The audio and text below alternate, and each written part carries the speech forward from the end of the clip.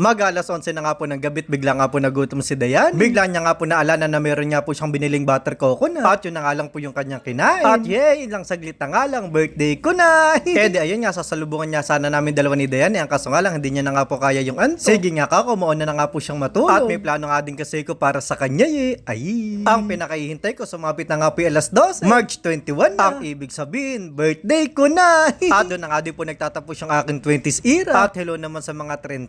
Hanggang ngayon nga po ako'y bumangon, nag-flash pa. Yung katabi ko na to, talaga nga naman po napakahimbing pa ng tulog. At medyo naghihilig pa nga. At ayun nga, dahan-dahan na nga din ako bumababa ng katre. At lumabas na nga din muna ako ng kwarto. Huminto muna saglit sa harapan ng altar. At nagpasalamat. At alam naman nga po natin na hindi nga po lahat nakakaabot ng 30. At isa nga po ako sa mapalad. At dahil birthday ko, hindi dapat ako yung regaluhan, ako yung magre-regalo. At ito nga, hawak-hawak ko na nga po ibibigay ko kay Dayani. Mami, birthday ko na.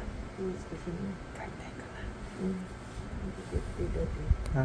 Happy birthday. Happy birthday to me. Tayo ka muna. Tayo ka muna.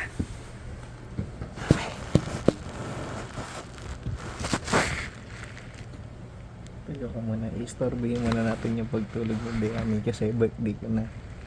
Oh, mami, happy birthday to me. 30 na ako. Ano masasabi mo, 30 na ako?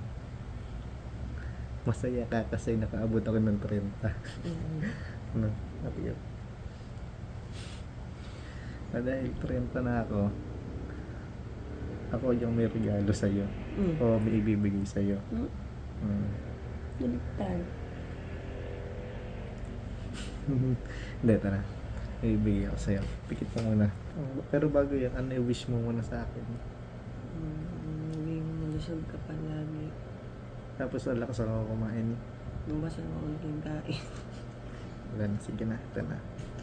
1, 2, 3. Ready na. 1, 2, 3. Ready. Dilat! Ano to?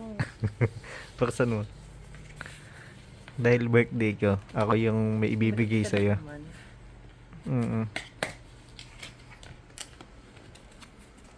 Tingnan mo.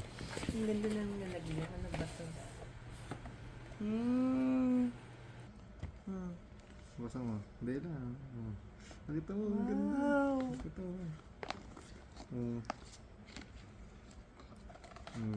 Nakita mo yung bag. May charger. May clip pa siya. Tapos may dalawang clip ang kasama. Tino.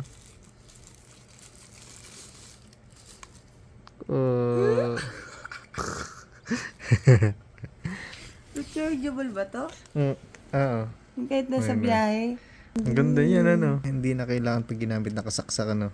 Kaya yung battery niya yun. Tapos yung Celsius niya kung gaano kainit. Diba? Ganun kasi di pa siya na-charge ng mga. Mm.